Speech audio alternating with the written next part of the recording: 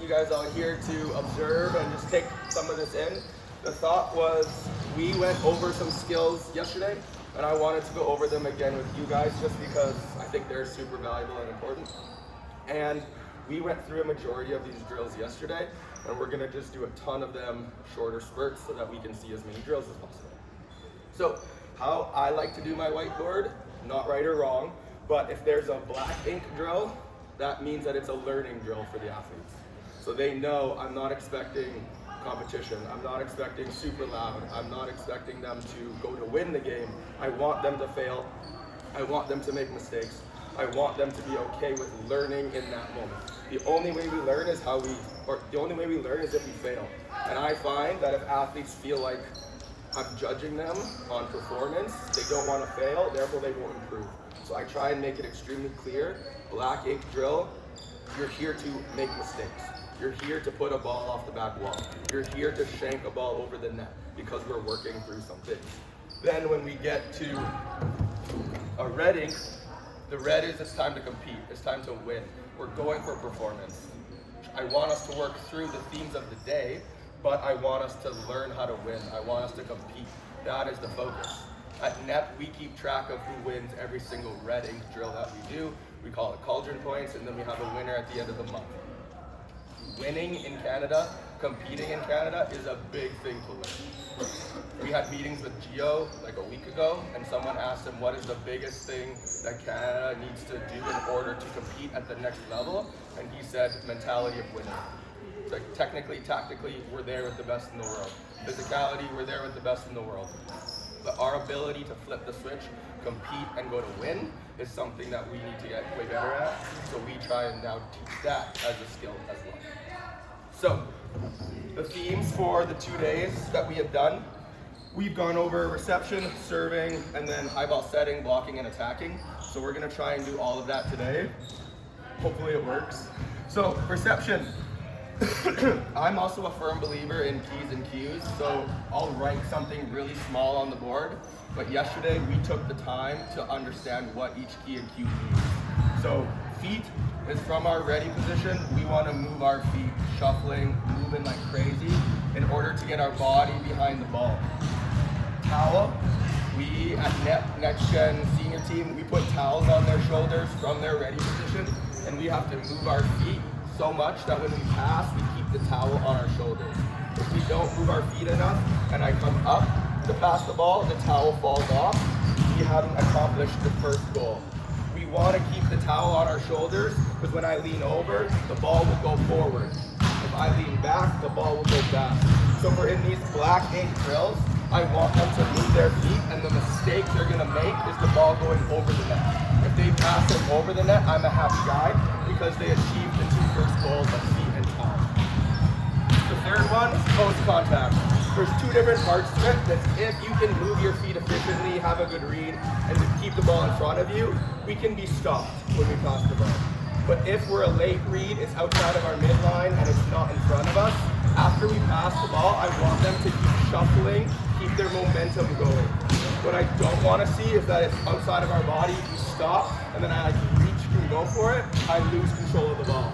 I want them to pass the ball and keep shuffling past contact, use that momentum.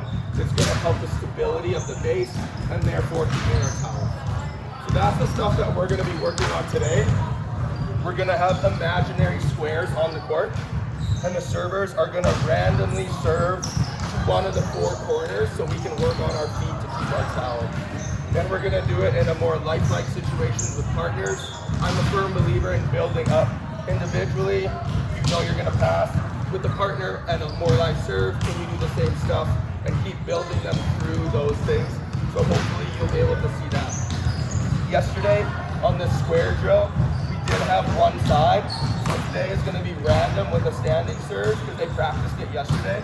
I also believe in doing something new. I don't want them to think about reading all the time. So we did have the square on one side, and we were tossing it to each corner of the square in the correct order that they knew, so they could work on their feet to keep their towel.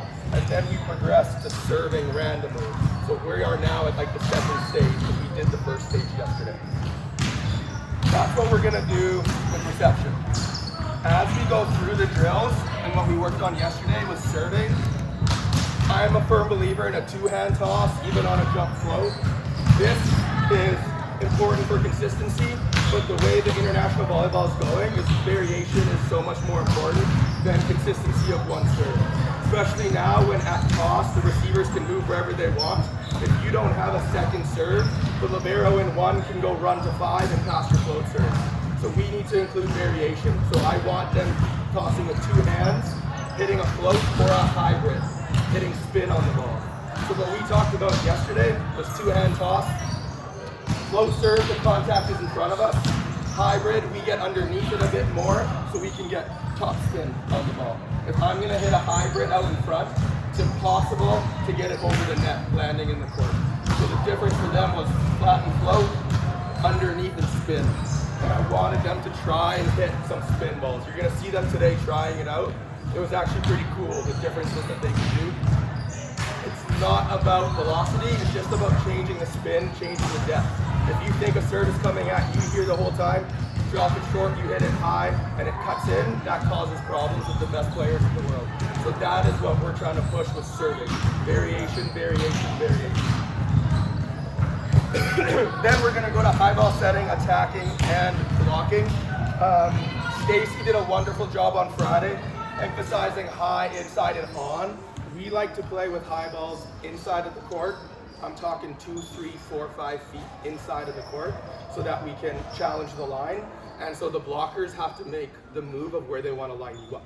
If you just put a high ball to the antenna, that playing field is already there. The blocker can line up all they want to the antenna. They don't have to think. If you keep it inside, they have to make a call. Do I block you line? Do I block you cross? Where do I line you up? The best blockers in the world struggle with blocking you up, and you just have different shots. So we want to go inside. We also play missing on the net, towards the net. For today, that's not something that we're prioritizing, but we train a secondary approach. There's either a wonderful set as our primary, we want to try and hit it, but if it goes too tight, we call it abandoning our approach, getting completely underneath the ball, so you can wipe, push, set, do things along the net. We just don't have the time to work through that secondary abandonment of approach, so we won't do it here, but we take a lot of time practicing that secondary read of a tight ball, abandon, play safe. Again, I would rather have them try and wipe and score. I had a question yesterday about smaller athletes. Don't you want to keep them off the net? And I think it's the opposite. The smaller the athlete, if you can miss on the net, you're going to give a small athlete the ability to score. If you bring a small athlete off the net, they're just chipping and rolling. Sure, they can keep the ball in play, but we want them to wipe, slot, tip, set to score. That's kind of the way volleyball's going these days. So we're going to work on setting inside in this drill. Then, can we come a bit closer? My voice is fried because they're so loud. The one thing that we really worked on yesterday, and I hope it transfers today, is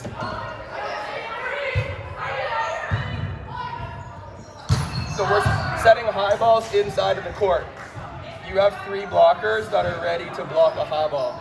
I call it shrinking the gap. Some people dedicate towards the ball, but if this is our base and you know where the high ball is going, I want both of the middle and the pin to go in that direction and be tighter. I want them to be standing almost like this when the high ball attacker is going to hit the ball. If we are staying in the middle, we're going to be reaching towards the antenna. So if this is the net, we're going to have our hands going towards the antenna because our feet aren't in a good spot.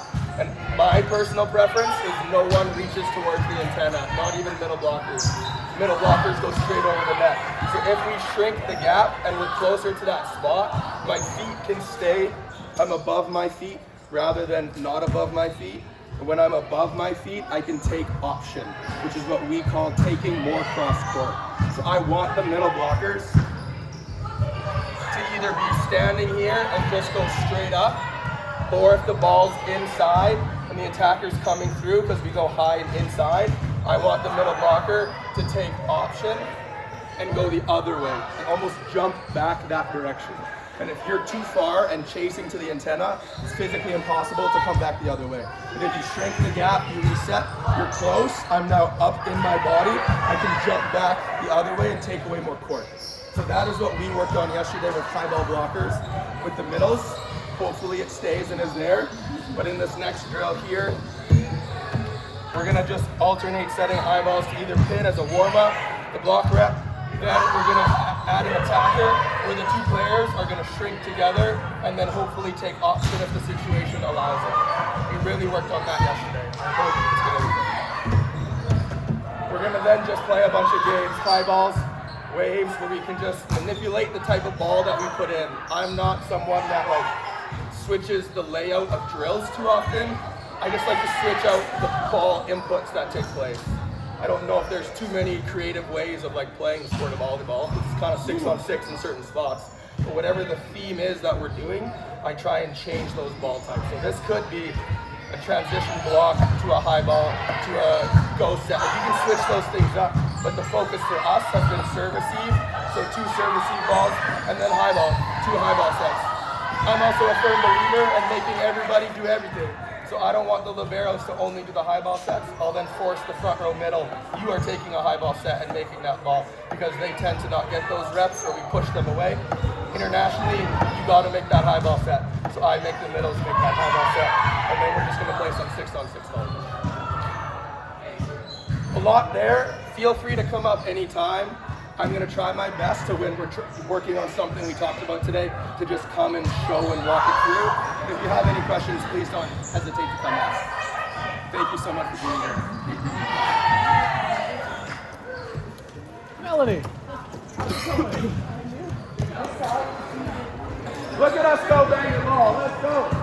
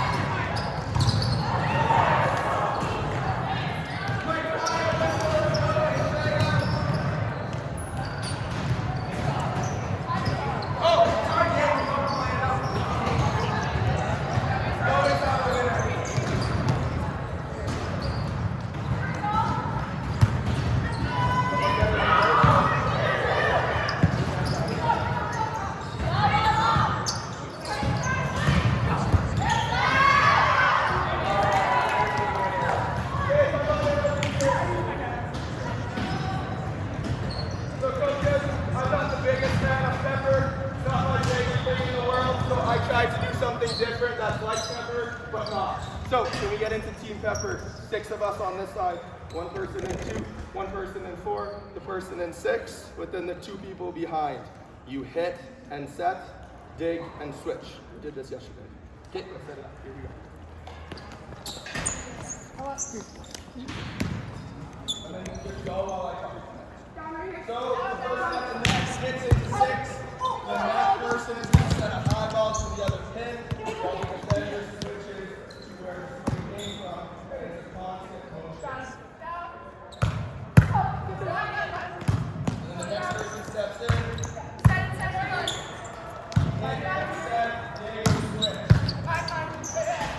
then what I like to do is I can switch where I have the defender go. Then we go short cross court. Now you can go sharp cross.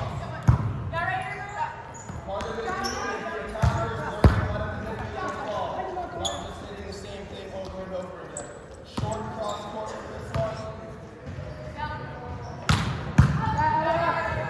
After this swing, we're going to go long. Keep your deep corner. You can switch where you put the dig in so we can check it. Okay, let's go do this on 4 courts. Here we go. Thank you. You're starting in 6. Starting in 6.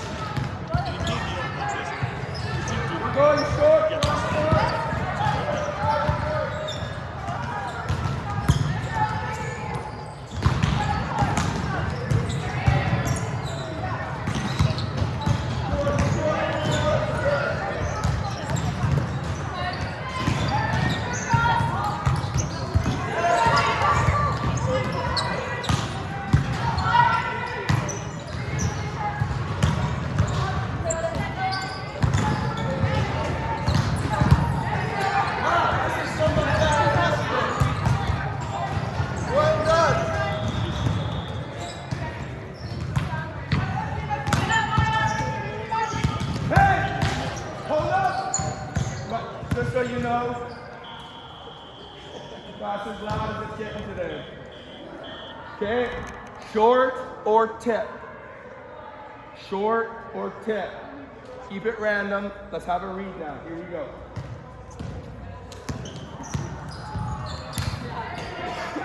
Everyone tip.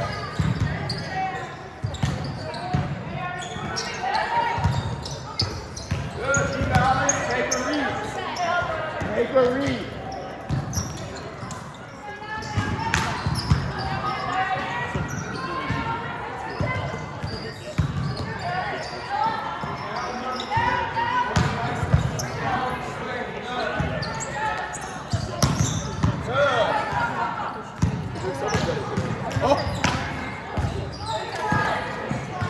Oh yeah, let's go.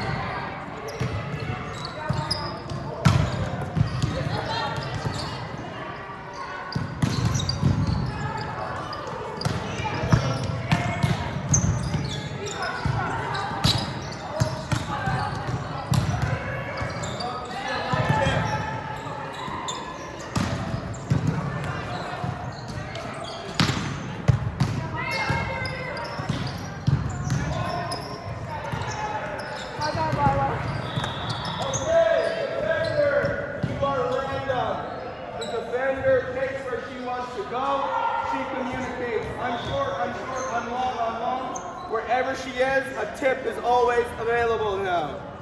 Okay, here we go.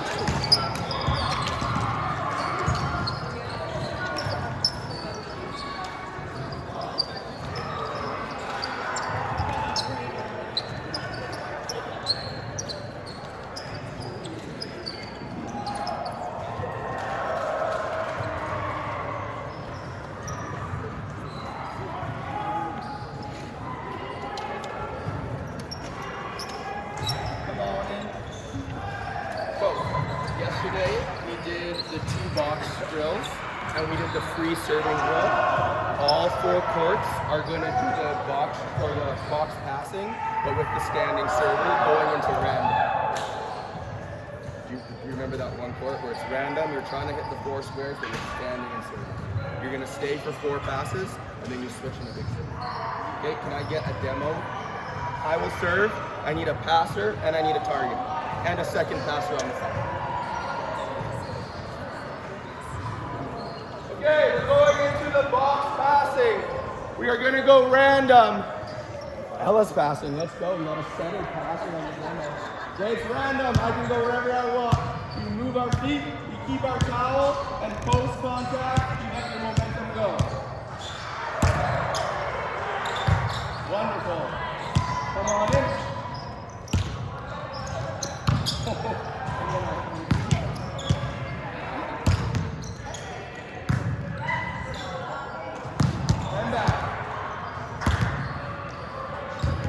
And then that's the 4, and we switch in a circle. We remember this from yesterday. Feet, towel, shuffle out if you need to. Vamos, both sides, and the serve. Can I get the passer, standing serve.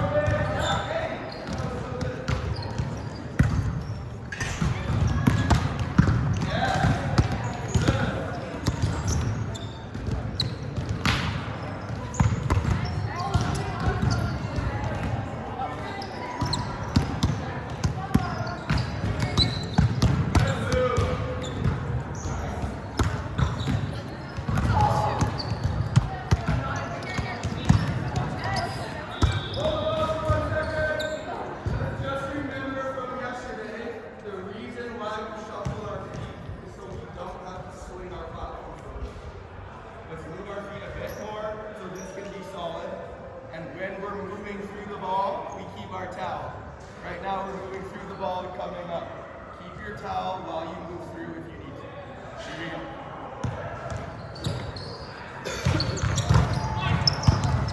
go. Could you feel how you came up on that ball?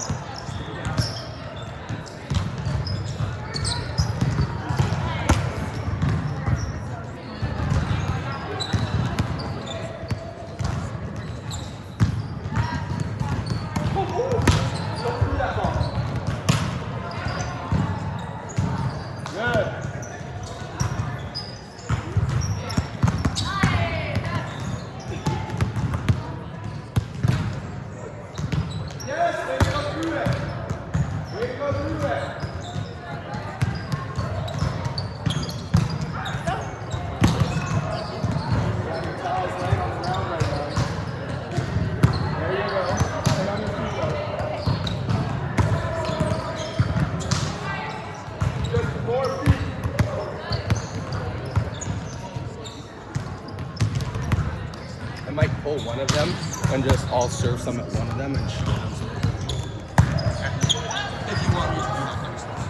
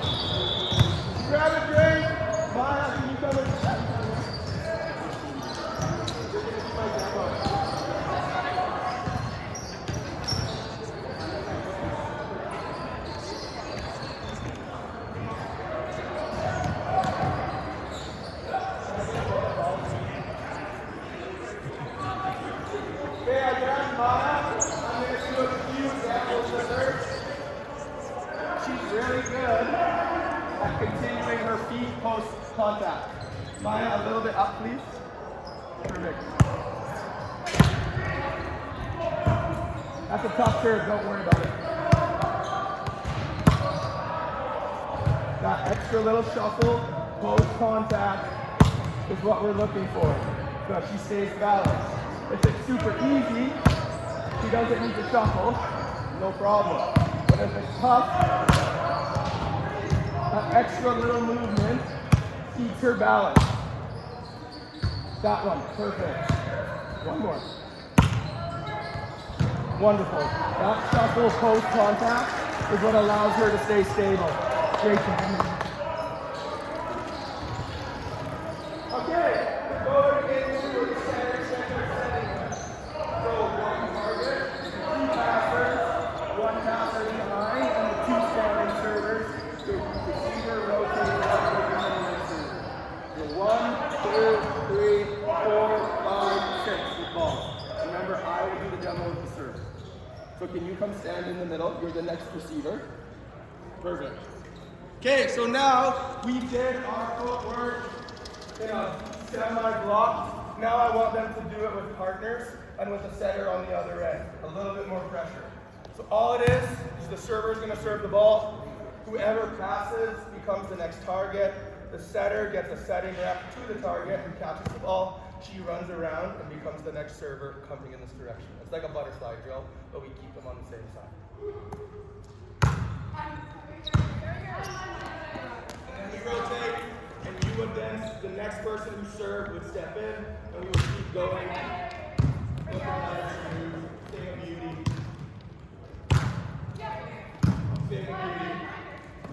We then switch where the target goes, the target will go back. So she gets that back, then we'll pass on 1, 6, set forward, setting back. We got this, we did this yesterday. Let's go set it up. Setters, 6 receivers. If you're a middle, do some short, do some deep. They crushed that demo. A lot of pressure, they crushed it.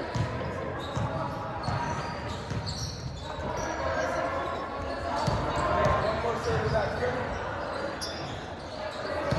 If you're next in line, up in.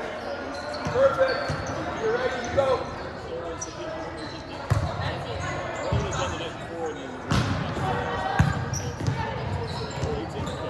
Setters, thumbs back.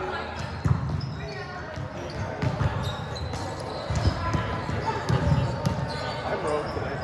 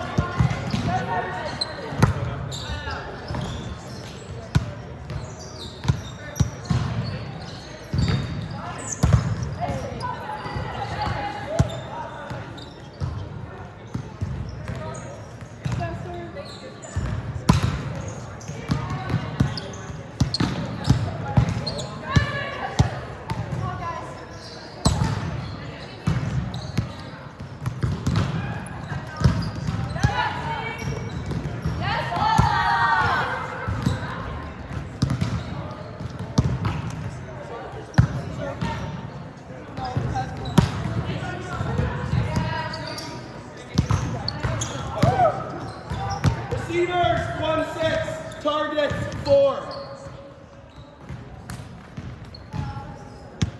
Here we go.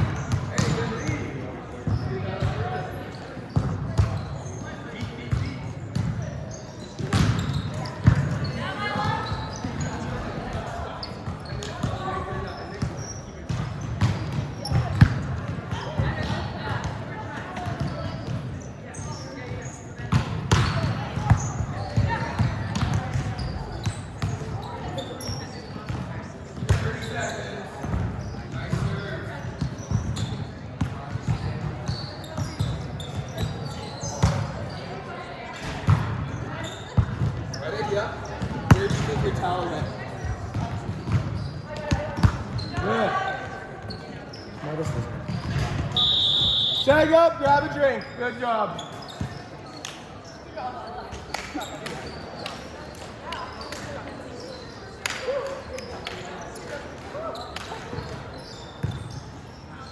Hey, I'm going to say this over here. That was so good. Yesterday, today, that was incredible. What do we think was the biggest upgrade or the biggest thing that we thought about that made that way better than yesterday? For me, it was not swinging my arms, like getting to it, just stopping it. Sweet.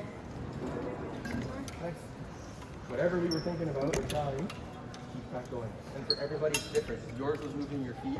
Yours was being strong and stable. Whatever it is, you don't need to do what the other person does. You need to feel it. So make sure you remember that.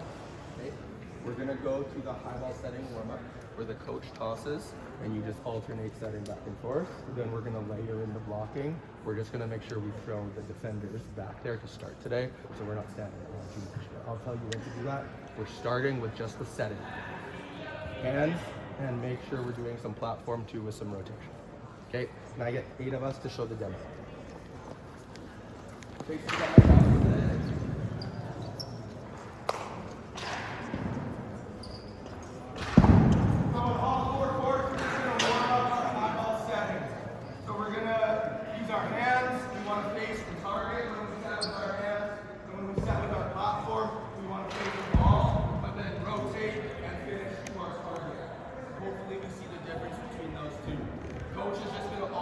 Back and forth, who passes the ball into the middle of the court, a high ball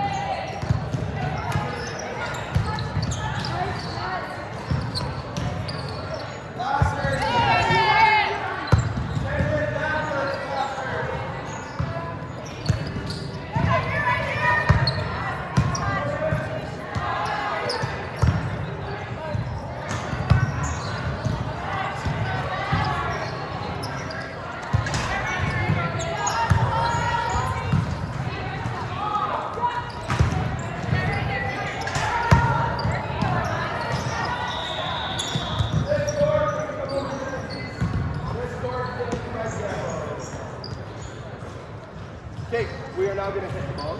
So you can stand back. Can I get the defense? Actually, there's no coaches this way. We are going to toss them over that side. We're going to hit this way. So can I get, you're going to start blocking. Perfect. Can I get an outside blocker? And we're going to get 3 defenders. The rest of us are hitting and setting on the defender. Okay, we're going to layer on the same drill we just did, but now we're going to attack the ball. This is where we're working on the shrinking the gap that we talked about earlier. We know which way the high ball set is going. We have to set cross court still. So the middle blocker and the pin blocker know what's coming to them. They are going to shuffle together so they're more straight up. And middles, we're going to work on taking off pin if the situation arises. Okay, here we go. Go cross. Good. And then this ball. Going the other way. Shuffle. Perfect. Good. Reset. Now coming this way. Show me your straight. And good. And then the other way. Straight it that way. That's 4 balls. And then rotate. And rotate.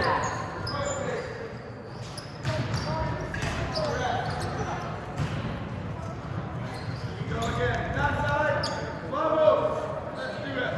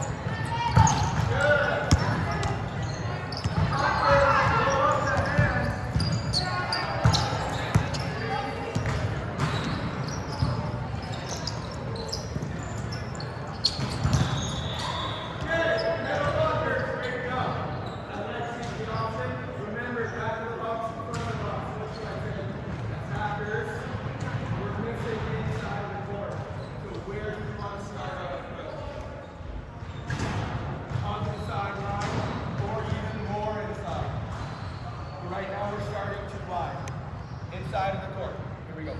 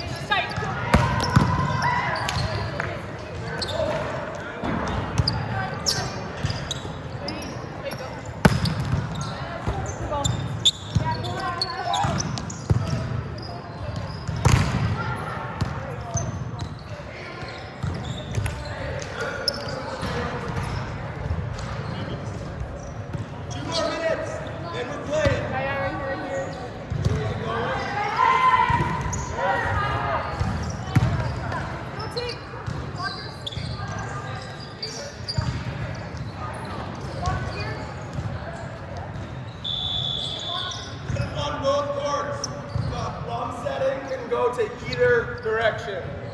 Middles, you're still shrinking the gap. If you shrink the gap wrong, totally fine.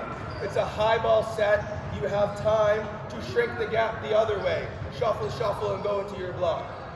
Now you need to make a good decision. Maybe you don't know where it's going. Don't shrink the gap. Stay in the middle, but shrink it in your approach. Does that make sense? If you know where it's going, shrink. So we can go.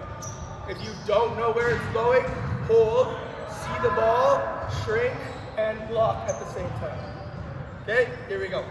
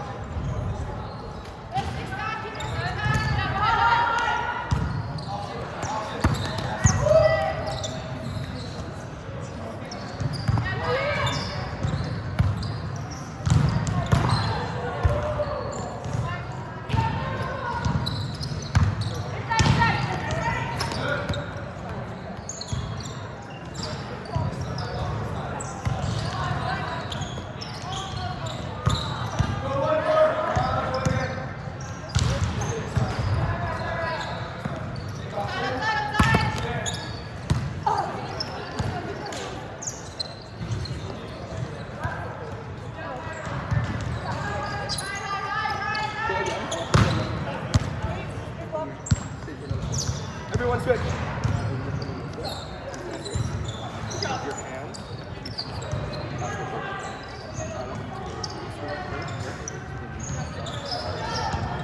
You're always going to think of taking away crossing. Like I want you to take away line. That's her job. Her job is line. Your job is crossing.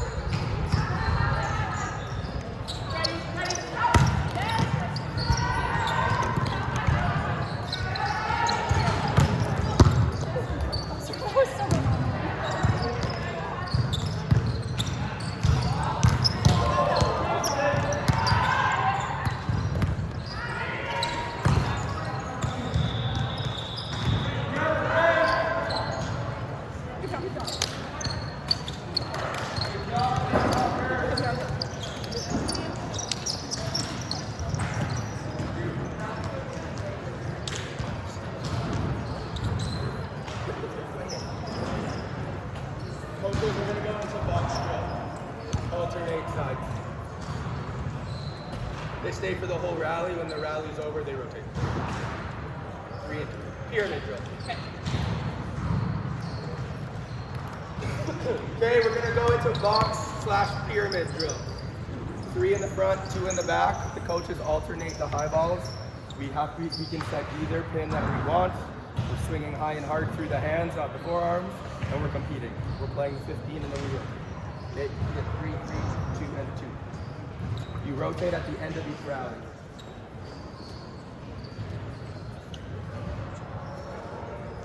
One more person.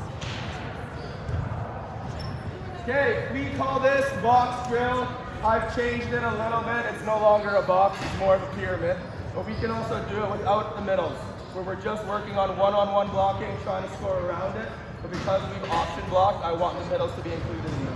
Where coaches alternate down balls to someone in the back row. The other back row player can set either pin as a high ball. We block, defend, we play it out. If you put the ball in 3, it counts as a point. If the ball goes in 6, it's a wash. So attackers, we need to learn how to hit angles. We played a 50. Just taking it in off. Okay? Here we go. You rotate at the end.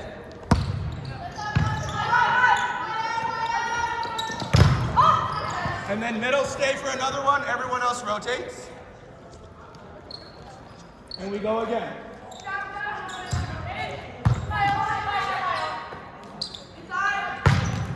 And then we rotate. And we play to 15.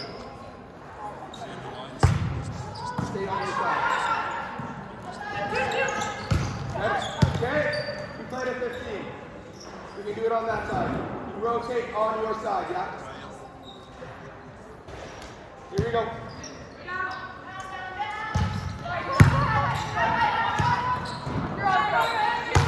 Oh, she tried. Again.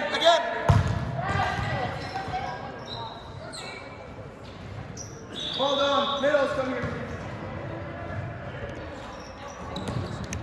I just want to make sure that what I said to Amala, we all get to hear. Okay, so it's really difficult, it's natural, for when you're looking at a ball that way, you want to go reach to the ball, because that's where the ball is. Again. But you need to do the opposite, where if I'm blocking this way, and I'm looking at the ball this way, I want you to still look at the ball and the human, but you need to then go the opposite of where you're looking. Your goal is to not let them hit crossover. If they hit line or seam, it's your pin blocker's fault. They didn't protect the needle. So if I'm looking this way, I don't want us to reach to the ball, you get burned. You're looking and you're reaching the other way, making sure you take away the crossover. That's our goal for you. We got this. You guys are doing great. Here we go. Boom, boom. Let's go. Here we go.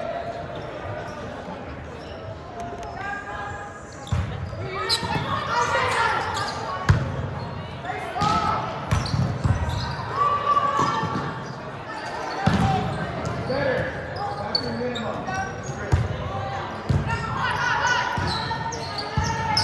Yes. Hey, that was perfect. She faded out. Protect the needle. You did wonderful.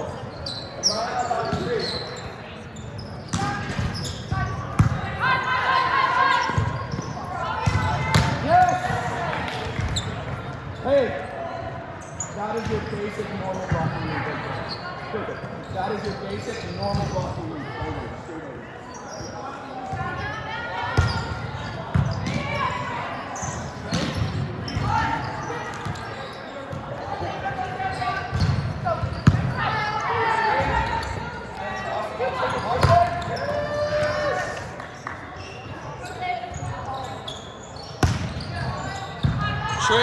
Shrink, cross, good, yes,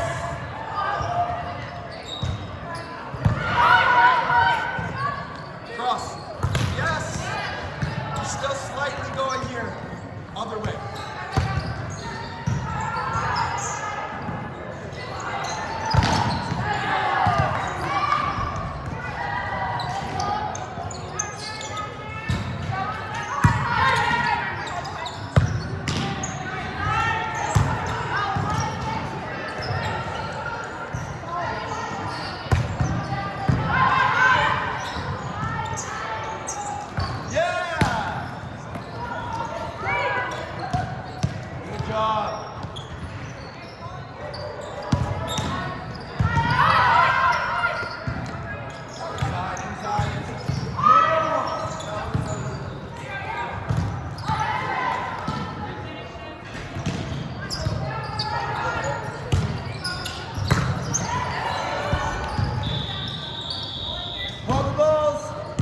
Couple things. Middle blockers, so much better from what we just talked about. Pin blockers, if the ball goes seam, that's your fault. Line, seam is your responsibility. The middles are going seam to cross. If it goes seam, you didn't protect the noodle. Attackers, remember, you will not beat the 2x4. You will beat the hands. If you get blocked with the hands, all good. If you get blocked on this sucker, you made a wrong swing. Miss high, miss through the hands. Okay, a little bit more. Here we go.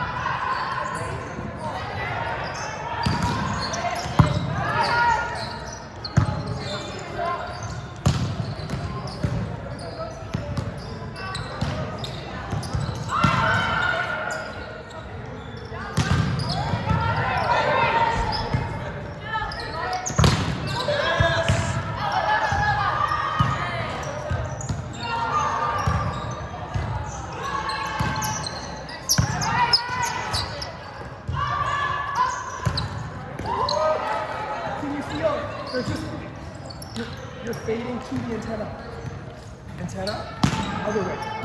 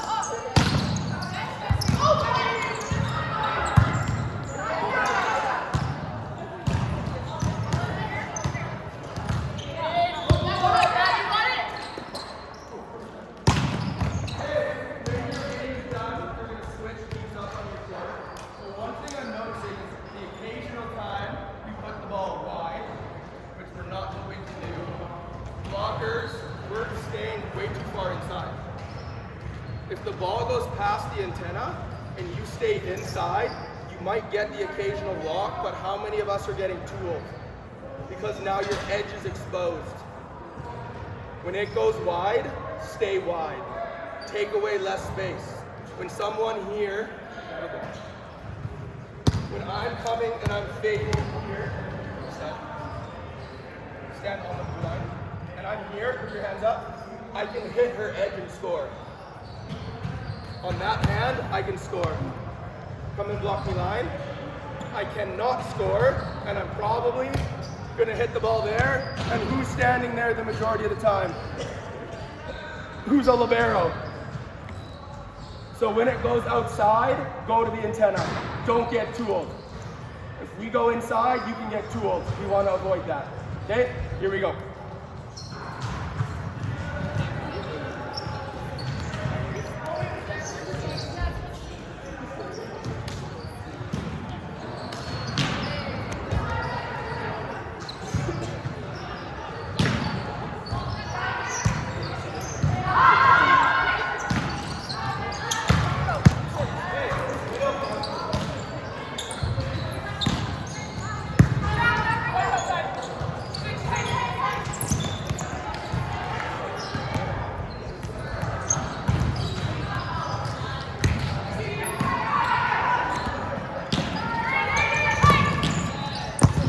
Good swing.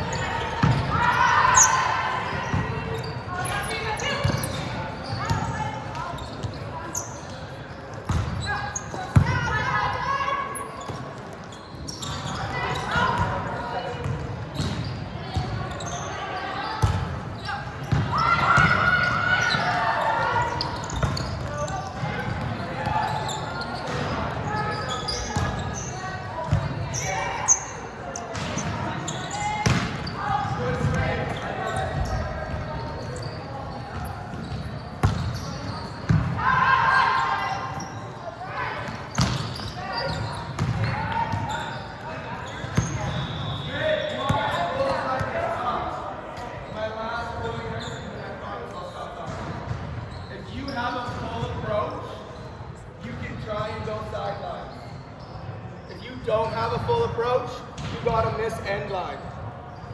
Make sense? A half approach, trying to go sideline, you won't hit it past the block with enough velocity to score. Full approach, you can go. Half approach, you have to miss out the end line, which means going through the hands. Okay, here we go.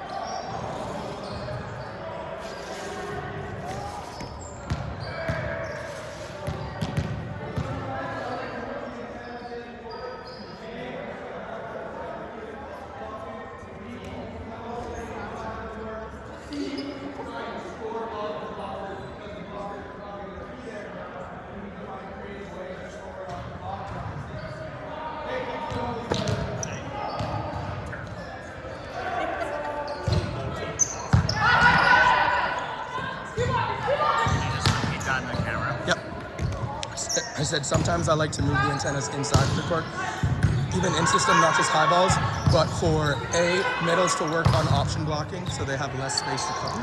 B, our high ball settings staying inside of the court. Now I'm forcing them to play inside. And then C, for our attackers to have a solid block and finding ways to score out the end line or off the hands because they have less space. Therefore, the seam or more court won't be as open. And so they have to find ways of scoring off hands.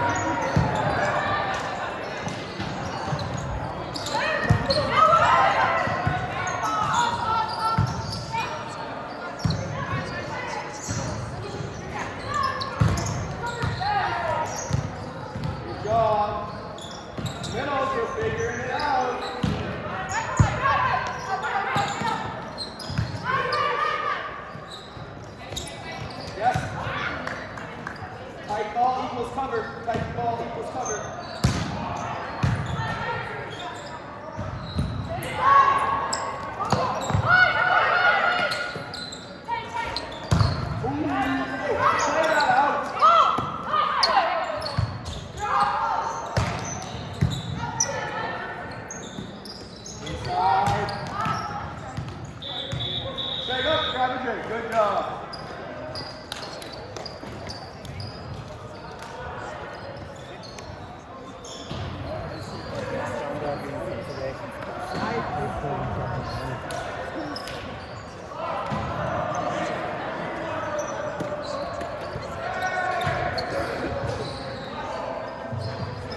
Let's just come here quickly.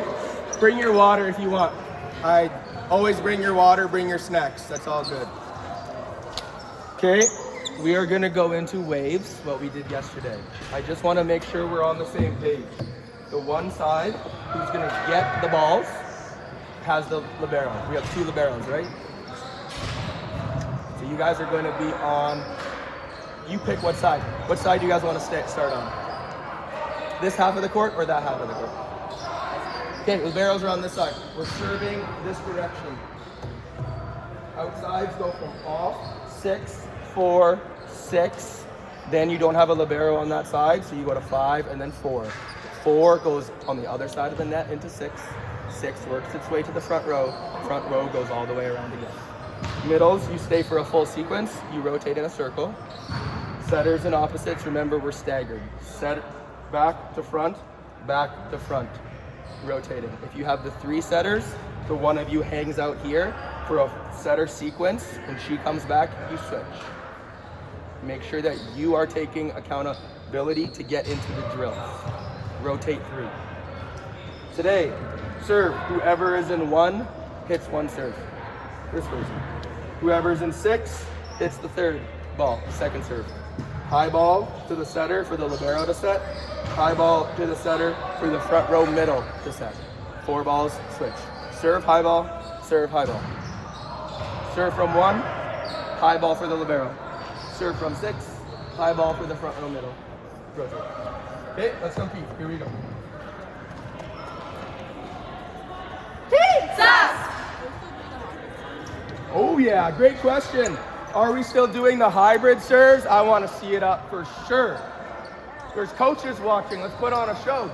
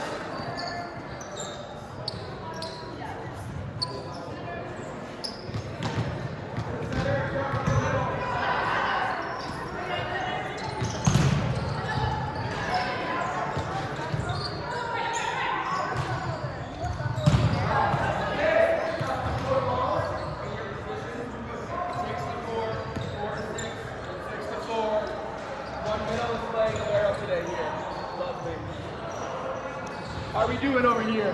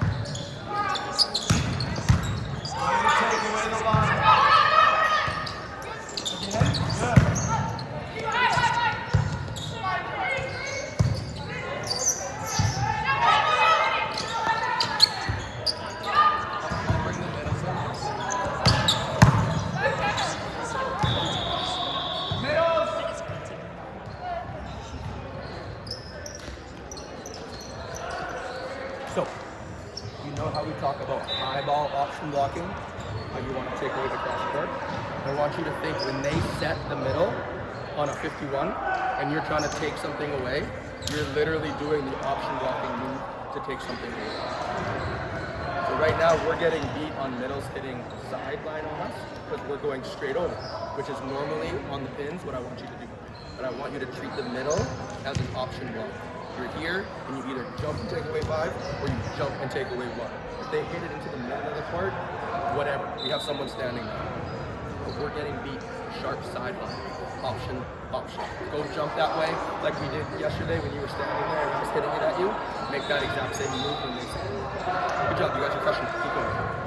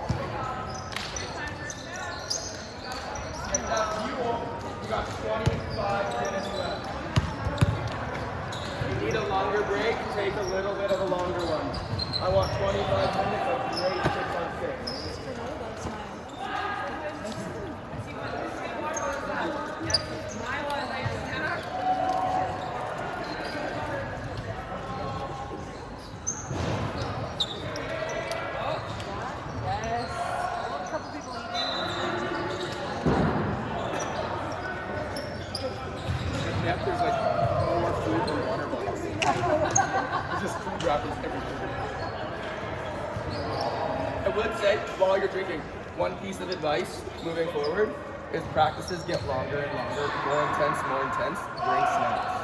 No coach is going to get upset at you if you are having some snacks in between. Your body can only probably go for 45 to 60 minutes of this type of volleyball before it starts to get fatigued. And how you get your brain back is food, snacks. Food is life. Food is fuel. Your brain needs food in order to keep going. A bite at every single water break is going to be a game changer for you guys. Okay, let's come to the whiteboard. So, we're gonna have to have unique positions to play libero a little bit today, but I love it. Well-rounded volleyball players is what we do. So the kind of gameplay that we played yesterday. Side A versus side B. Side A serves at B, then B gets a high ball. Then B rotates and serves. At A gets the high ball. Then A rotates and serves. And we keep alternating the balls and we rotate every time the serve comes back to us. And we play from 10-10 all the way to 25. You remember this from yesterday? Okay. We've had a long week and I know it's been a lot of volleyball with a bunch of new stuff. And I'm really proud of you guys for how you've been focused and trying that stuff out. That's not an easy thing to do. I'm so sorry. I apologize. It's my fault. We're going into wash, the same wash as yesterday. We're serve and high ball, rotate, serve and high ball. Rotate, serve and high ball. Okay? For these 20 minutes, I just want us to compete like crazy. Work on some of the things, but for the 20 minutes, it's all red. We're going to compete. No ball hits the floor without us going for it. We're communicating like crazy because remember, there's a standard of communication that we have to meet, which you guys are doing way better today than you did yesterday. Okay? Let's compete like men. Enjoy this. Ball out. Let's compete. Okay? Here we go. Team Sask! Game to 15, and then we rotate teams. Switch people around. I'm so sorry. I apologize.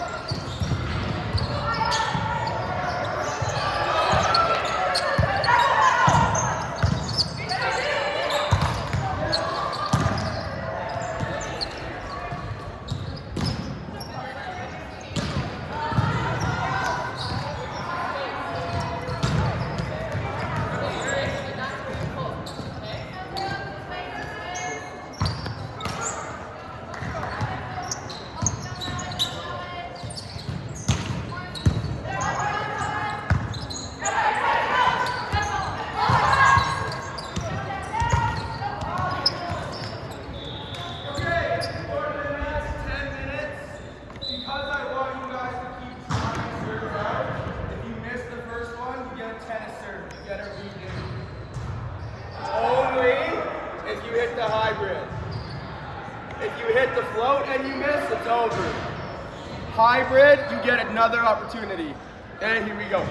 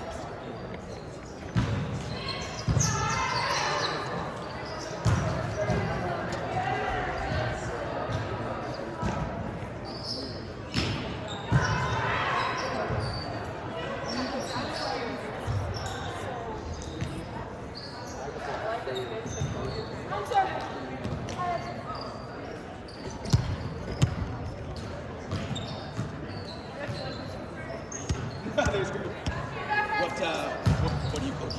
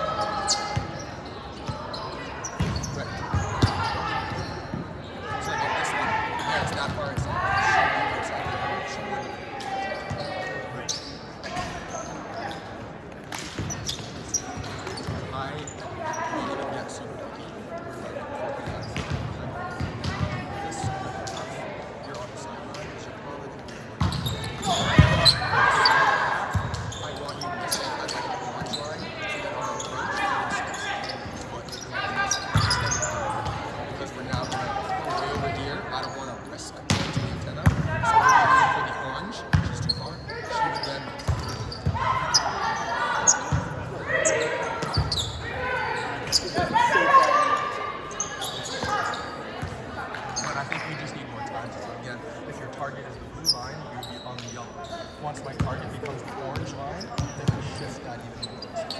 Still have the same.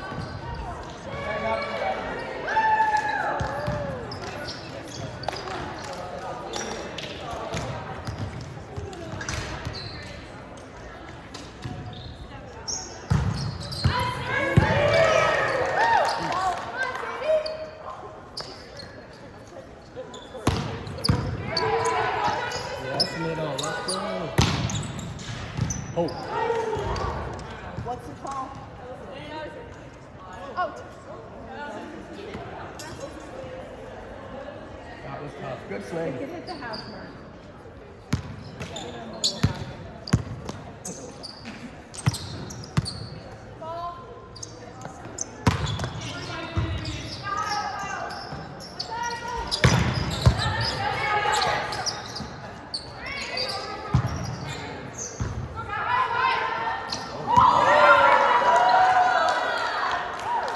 Everyone likes that. That's game. Shag up.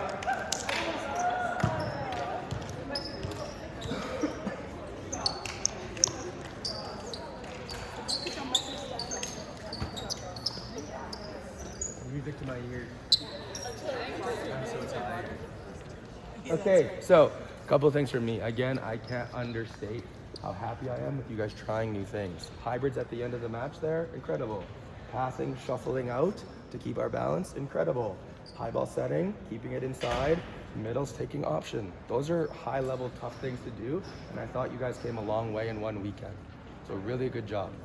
Second thing, you guys have an incredible group of coaches here in Sask that are beyond pumped and really good at what they do. You guys are very fortunate compared to a lot of the provinces, to be completely honest, with the support that you have. So please keep using them, trusting them, getting better.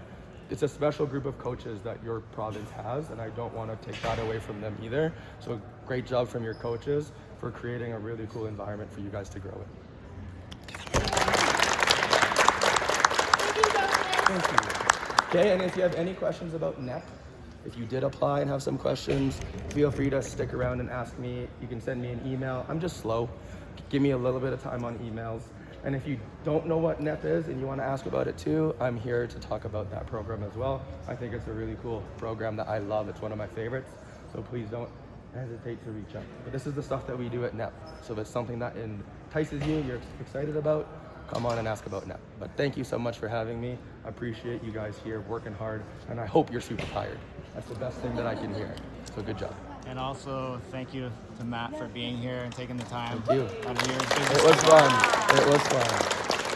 And thanks again to all the coaches for helping out. So we are gonna go do a Q&A with Matt on this other side of the court. So if you guys want to kind of cool down and get those legs rested, we will kind of come back to any questions you want with Matt after. Sweet. See you in 30 minutes. Team Sask! Good job, ladies.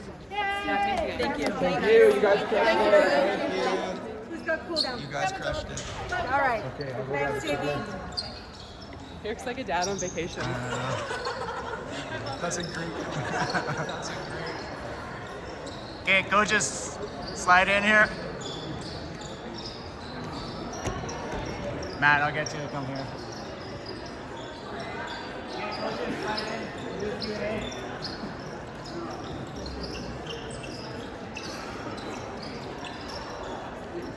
I'm just gonna sit.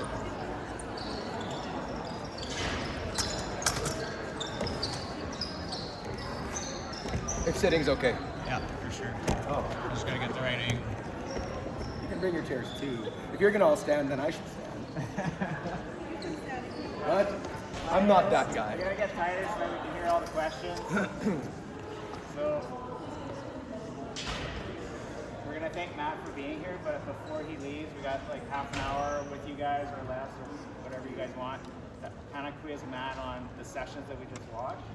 If you have anything that you're like, hey, I'd like to kind of sort of have a better sense of what was being accomplished there, you can kind of go ahead and kind of give your question right away. And if not, maybe we'll have, I'll kind of target some people to ask some questions, all right? I can also talk. I can talk with the best of them. Okay. Anyone have a question they want to start with? Anything? Oh, go ahead. Just wondering, what are some of the biggest trends technically that you've seen change over, say, the last 5 years from domestically to sort of the international level that maybe we need to be paying attention to more here to help develop athletes? I do think the variation of serve is a big one, trying to hit different serves to different spots on the court, having some cutties, some floats. I also think, what was I going to say? I had it, and now I lost it because my brain is fried. Tactics that are different. Can I come back to you? I had it and I forgot it, but I will come back. It'll come back. I see a couple corner blockers that stand like this when the ball's over on the other side. Is that something that you guys coaching or want to see? Yeah, we're trying to. So what we talk about is the middle in your zone or not, and we talk about a belt buckle. So the belt buckle faces the net until we know what the situation is. And if the middle is running in our zone, we keep the belt buckle so I can shuffle block and block multiple zones. As soon as the middle is not in our zone, we want to open up our belt buckle a bit because we're ready to swing block and take away more space. So for me as a coach, that is my way of seeing what they're looking at. If a middle is in my zone and I'm swing blocking, then I haven't recognized that the middle is there. And if I'm holding my belt buckle and the middle's running an L and I'm position 2, I haven't recognized what's in front of me. So that's what I use to try and see, what are you looking at? Why was your belt buckle closed or open? It's all for us about blocking multiple zones. So high balls, you know where it's gonna go. There's no middle. We want them to open up slightly to have a bigger, longer approach.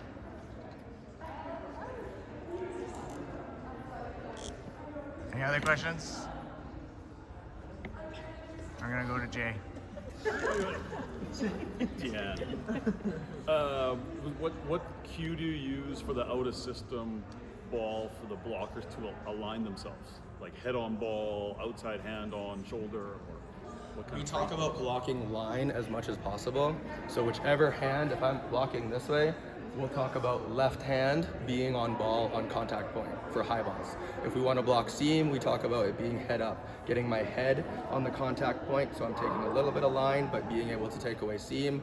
Or for blocking cross, it would then be my right hand on ball to take away that side of the court. That's just the lingo we use, but we try and make it so that they can see where the contact point is, lining up our body according to that.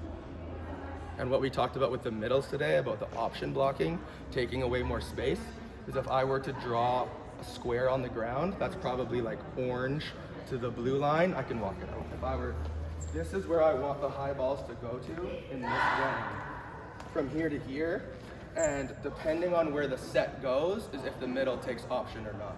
So what we talked about was the back half of the box or the antenna side, you're probably not going to take option. You're just going to go straight up and over, but she's most likely going to hit line seam.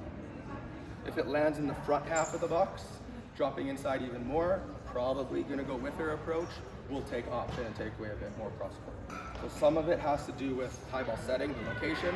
Some of it has to do with what the attacker's doing. Is she coming in? Is she fading out? But I try and have that be the first read to get the primary thought. Is it inside or outside? And then the secondary read is on the human being. Is she turning line? Is she going even more cross court? So we can take away those options.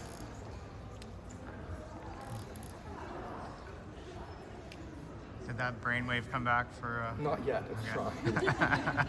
It's trying so much. I can talk to you about Gio's kind of stuff, what Gio likes to do. I'll just talk and she can listen. So Gio's the head coach of the senior team. I don't know if it's tactically, but more of like standards that he tries to impose is either you hit the crap out of the ball as hard as you can, or you tip to take somebody out. There's nothing in between. So that is a tactic that we're trying to do. Hence, I was trying to have the girls hit the ball as many as possible. But if it's in a bad situation, rather than I'm gonna stand and swing at it or hit it to the libero, it's like, no, you either hit the crap out of it or you tip and take somebody out to adjust the block. There's nothing in between. You can tip to score, for sure. That's an aggressive move, tipping to throw and score. But then there's the other side where I tip to be tactical, take somebody out to answer questions. That is a big part of where we're trying to do. International level is like anyone can score. So how do we limit the probabilities of people coming at us? And it's as simple as tipping, taking someone out of their approach, shrinking the gap the other way. That gives us the highest probability of slowing down that person, rather than putting the ball into 6 and having 3 options. You can take away one option, your probability goes higher. If you can take away one option and make it be a high ball, your probability goes even higher. And that's kind of where we're trying to go. Green light, hit it, look to score. Yellow light, can you score being aggressive with your feet to turn yellow into green? or does yellow go into red? And red light is taking somebody out, keeping the ball in play, so we can block, defend, and score as much as possible.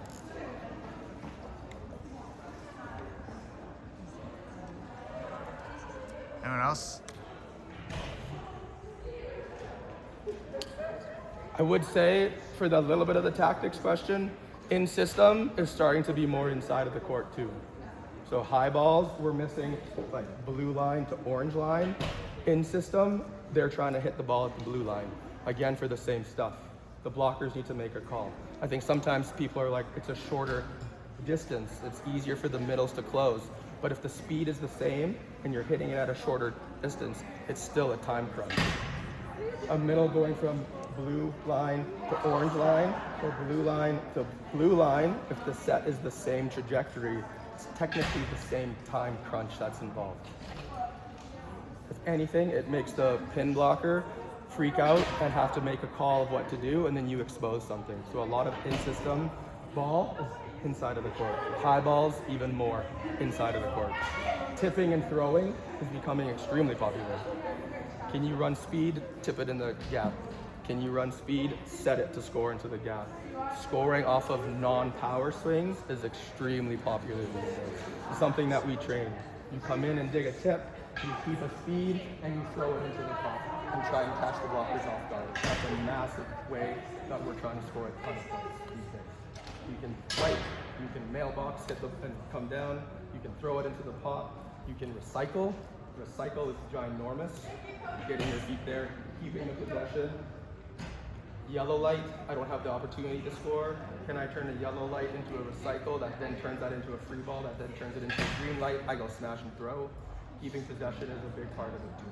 It doesn't need to be terminal right away. Talk about how do you, like the actual technical technique to get like a smaller like corner hitter to readjust their approach on a tight ball so that they can get underneath it enough to like wipe, because when there's starting back like, you know, attack line sideline, like I said, like I have 3 players who are 5'5". Like how do I get them to literally readjust their approach to like get to that ball to actually do, like throw it to? We call it abandoning your approach. So you have your normal approach, which we want to start on a high ball, probably around here. I was talking to someone about different starting points of high ball, what we do, and it's me being picky, but if it's on your half of center, high balls, if the blue line was here, you would be aiming for the blue line so I can hug the sideline. If your goes are a bit wider to the antenna, whatever, then I just want the same angle. So my contact point is at the antenna, my angle is a certain line. Our high balls are a certain spot inside, so I want to mimic the same angle of approach that I had. Us, on this half, on your attacking half of center, if it's a high ball, we aim for the blue line, so I'm going to start here. If it were to come from that half of the court, and it's more of a dangerous, a crisis, your aim's probably going to go down, we aim for the orange line.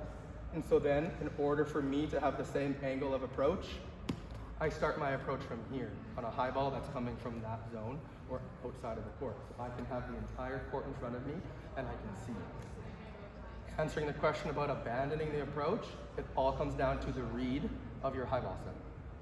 If you can't read where the high ball set is going to go, it's going to be tough for you to abandon. So we are fortunate, I know that, we have a setting machine. It's a serving machine that can set the ball. And I place the machine and we pop a ball and it literally lands on the net. We can do that too as coaches, just set the ball or throw the ball for it to land on the net.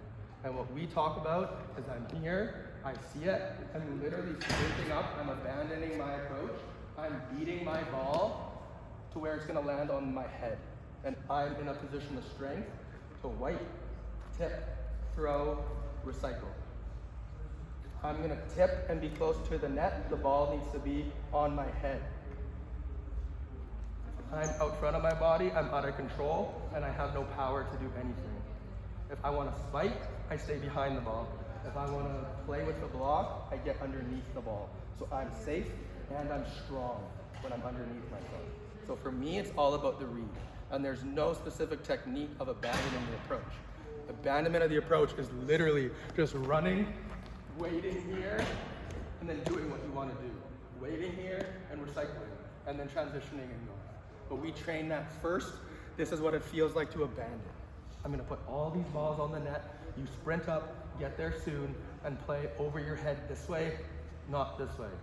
This way is also you're reaching outside of your body. Here is you're in a position of strength. Then I'll layer it on. Here's one that goes on the net. You know you're abandoning. You come back again.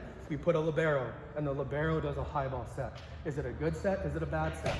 Now we need to read and either abandon or keep. We don't do that with blockers to start until I feel like they have a good enough time of understanding when to abandon or when to not. Again, we're fortunate. We have a ton of boxes. So my next layer is getting a staff member or an athlete to stand on a box and put her hands up. And we do the exact same thing. Abandon, swipe, come back with a libero. Do I hit it or do I abandon and learn how to score with someone on the box? And then last layer, same drill with a live block.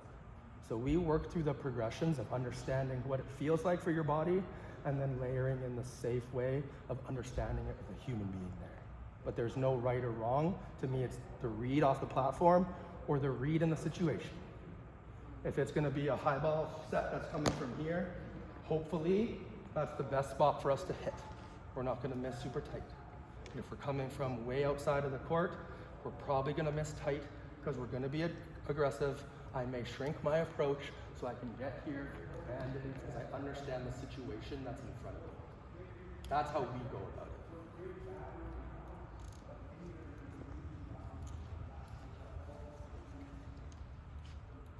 Okay, we're gonna call it a wrap it up. Sure. One thing I wanted to go through with my practice plan is I really tried to emphasize that like less is more in practices. We did reception and we did high ball setting and attacking and blocking, those two things only. I personally, right or wrong, I think that we can dive more into less things. And so like there was a ton of stuff going on. Defense, we could have worked on. Setting stuff, we could have worked on. There's a lot of stuff there, but that was the focus of practice. And so that's where I'm gonna try and spend my time. Not that nothing else matters, but like, can we hone in on that and make sure that that is really, really good and let the other stuff fall where they may. But if that is our focus of something, my personal preference is just to layer on those topics, keys and cues about those, and make sure we hammer it in. Spend the next practice on something different. But I do think, myself included, trying to do too much sometimes. It's like, oh, we're gonna do all these things, but you don't get better at it. And I do think the athletes can handle like really precise, high standards of stuff. Like middles, I need you to do this. I need you to take option when you see this. Did you see it that time? Yes. How come you didn't then? I do think athletes can handle a bit more like direct and like, no, this is what we're doing. We need to do this. So the middles over here, I tried to pull them aside of like, hey, we talked about this. You guys know how to do this from yesterday and we need you to do it. And I do think like that as well, if it's a simple topic of practice and we hold them to those standards, hopefully they blossom and they start to learn. But that's something that I really like to emphasize with my practices. Simple and just holding them to those standards. Those standards of this is what we do, you have to at least try. And I'm a big believer in forcing them to just try. Hybrids you miss, don't care, get another opportunity. But if you do what you normally do, you only get one opportunity. Finding ways to push their limit for growth is something that I thoroughly believe. I just want to thank Matt for being here. He's taking time out of his busy schedule. I know you're wrapping up net just 2 more weeks. 2 more weeks, so things are moving ahead. And thank you for being in our community, and thank you, coaches, for being here to bring it back to your community as well to help other coaches. So appreciate it. Thank you for coming.